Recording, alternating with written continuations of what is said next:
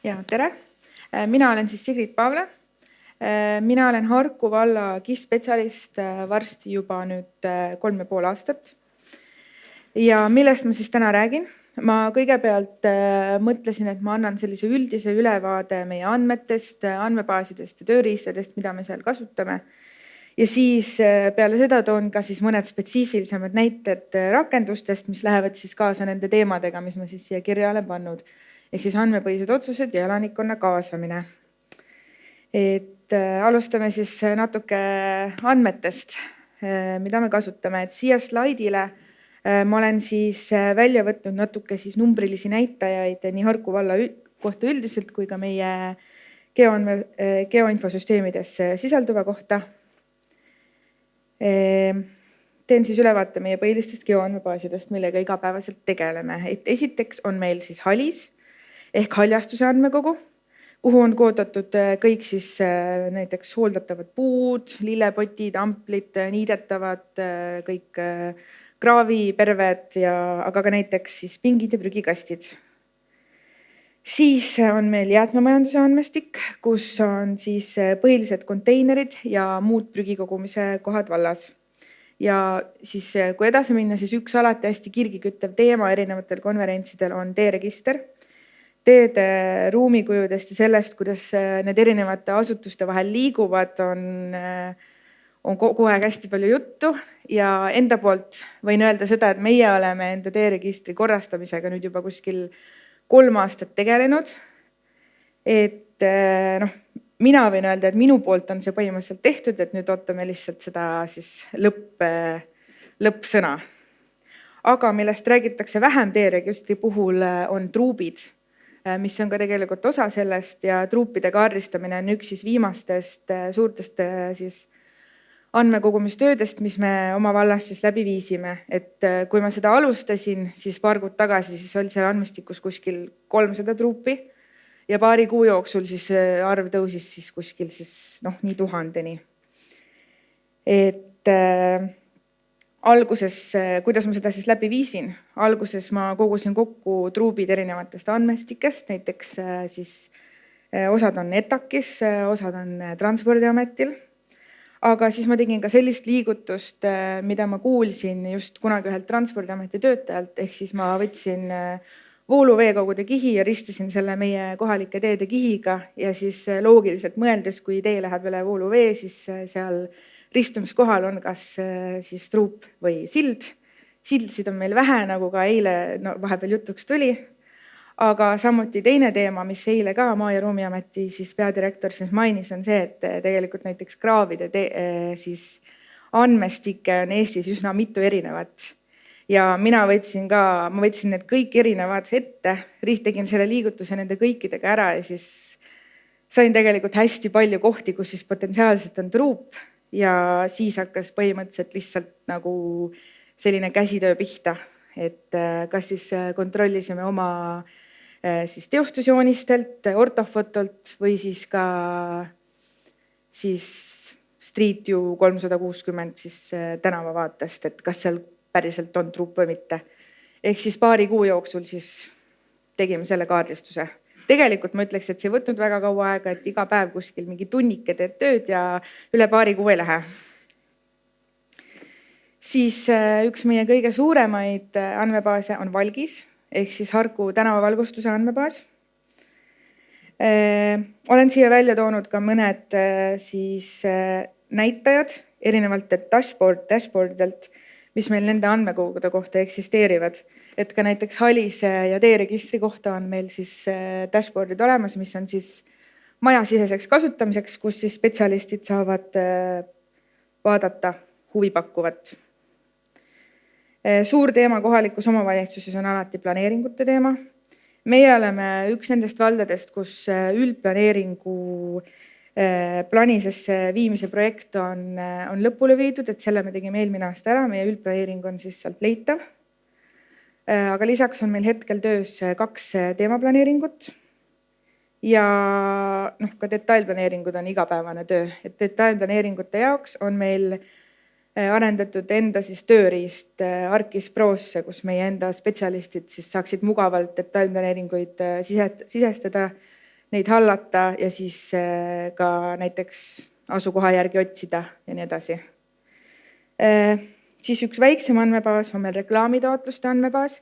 Selle ma tõin siia välja sellepärast, et see on üks andmebaas meil, mis on liidestatud ka Spoku keskkonnaga. Ehk siis, kui kodanik soovib reklaami kuskile püstitada, ta teeb Spoku staatuse ja kohe, kui ametnik ka jällegi Spoku kaudu selle loa välja annab, siis see liigub otse siis meie välireklaamide kaardirakendusele, mis on siis põhiliselt, see on küll avalikult meie geoportaalis, aga see on põhiliselt siis tööriist meie siis järelevalve spetsialistile, kes vahepeal ringisõitude ajal peab kontrollima, et kas siis reklaam on seaduslik või mitte. Siis näiteks hiljuti oleme kaardistanud veel ka nii-öelda siis vaba aja infrastruktuuri, ehk siis näiteks mänguväljakud, spordiväljakud, igasugused liikumisrajad. Ja siis lisaks tõin ka natuke muud statistikat meie süsteemide kohta. Näiteks kasutame Workforce'i süsteemi 3 erinevas valdkonnas, siis nüüd kuskil enam-vähem täpselt 3 aastat. Et 3 aasta jooksul 1253 tööülesannet. Ma tegelikult ei oska öelda, kas see on palju või vähe, sest mul võrdlusmoment puudub, et mõnelt teiselt vallalt peaks küsima, palju neil on. Ja kogu eelnev jutt ja siis ka palju muud, mida ma siia välja ei toonud täna, pesitseb meil siis 22 andmebaasis ja nende kohta on tehtud siis praegu 35 aktiivset kaardirakendust, millest siis suur osa on avalikus geoportaalis, aga suur osa on ka siis meie enda töötajate siis oma tööriistad, mis ei ole avalikud. Nii, väike ülevaade siis meie põhilistest töövahenditest, et enamjaolt kasutame ikkagi kõikvõimalikke Esri tooteid, alates siis Arcis Prost kuni siis erinevate veebivõimalusteni välja, aga ka kõik erinevad äpid, Workforce'i, Servi, Fieldmapsi jaoks. Mingil määral olen näppinud ka siis seda Arcis Online Assistant'i, kus on siis näiteks seadestatud see, et see välireklaam kaoks kaardilt ära siis, kui tema luba siis kuupäeva järgi lõpeb. Lisaks on siis oluline ka geoarhiiv ja koondplaan, mis olid väga kasulikud näiteks ka truupide kaardistamisel, kuna seda pilti saab siis otse kuvada, kuhu iganes sa seda soovid, näiteks siis Arcis Prosse, kus kaardistamine läbi viidi. Ja kõige eelneva juures on oluline mainida seda, et kogu selle jaoks on meil vallas täpselt üks inimene, kes kõige sellega tegeleb, ehk siis mina. Ehk siis seal on üks inimene, kes tegeleb kõigega alates siis kasutajate ligipääsudest, kasutajate haldusest kuni andmekogumise korraldamiseni. Vahepeal sisestan ka ise kogun andmeid siis. Aeg-ajalt on vaja siis töökaaslastele spetsialistidele Arcis'i kasutamist õpetada. Lisaks on vaja üles ehitada geoandmebaase, neid töökorras hoida, vaadata, et oleksid töökorras meie GIS-serverid, et kõik teenused serverite pealt jookseksid nii, nagu nad peaksid jooksma. Ja lisaks siis ka siis see kõige viimane asi on ka siis kaartide kujundamine ja avaldamine. Ja muidugi siis ka kõikide juhendite koostamine ja kõige võimaliku dokumenteerimine. Ehk siis tegemist ühel inimesele ühesõnaga jagub. Aga kui me lähme nüüd spetsiifilisemaks, toon siis mõned siis kaardirakenduste näited, mida me kasutame. Esimene näide, siis bussipeatuste seisukorra kaardistamine. See on teema, millel tuleb väga tugevalt silma peal hoida, sest et koheselt, kui mõni bussipeatus on 2 päeva liiga kaua olnud täis sõditud, ilmuvad selle kohta pildid valla elanike gruppi ja kohe tõuseb suur kisa sellest. Ehk siis üks hetk me tegime selle siis algkaardistamise ära, kasutasime selle jaoks siis Servi rakendust, sealt edasi oleme nüüd liikunud juba siis Fieldmapsi peale. Ja siis nendest tulemustest tegin ma ka sellise nagu lihtsama dashboardi, kust siis, kui ma 2 päeva tagasi seda väljavõtet siis tegin, siis ma vaatasin, et näiteks on vallas alles veel hetkel 6 ootepaviljoni, mille seisukord on mitte rahuldav. Miskipärast need asuvad kõik Harku järvel. Ei ole kindel, miks. Alguses neid oli palju rohkem, aga siis selle kaardirakenduse abil hakkasimegi seda olukorda parandama ja ka siis pinke paigaldama ka kuhu vaja. Nii, järgmine siis näide. Selle kaardirakenduse ma tahtsin siia välja tuua lihtsalt seetõttu, et selle tegemine oli minu arust väga tore, mulle väga meeldis seda teha. Et hiljuti tuli päevakorda meil see, et 2007 aastal toimus Tabasalu keskuse hoonestatuse ideekonkurss. Ja siis vallajuhtidel oli siis nüüd soov seda ja selle ideekonkursi tulemusi võrrelda siis praeguse seisuga. Aga muidugi mõista on see 2007 aastal loodud töö eksisteerib vaid PDF kujul. Ja PDF on kahjuks üks igikestev peavalu, millega tegelikult väga tihti kokku puutun. Enamjaolt ei ole nendega suurt midagi teha. Aga siinkohal tuli välja, et tegelikult on, sest et seal on õnneks peal katastripiirid ja katastripiiride kohta võib öelda, et aastal 2007 oli väga palju katastripiire, mis on ka praegu täpselt samasugused, nagu nad olid siis. Ehk siis ma sain meelde tuletada, siin on ka väike video, kuidas see töötab, ma sain meelde tuletada kunagi ülikooli ajal kartograafia tunnis õpitud siis georefereerimist, millega ma siis selle PDF-i panin siis kaardil täpselt õigesse kohta ja nüüd siis saavad siis huvilised võrrelda kunagist planeeritud sellega, mis tegelikult siis teoks sai ja teha sellest siis oma järeldusi, et kuidas edasi liikuda. Et kohati on muutused on päris suured. Nii, aga kui me liigume edasi, siis järgmine näide kergliiklusteede planeerimine.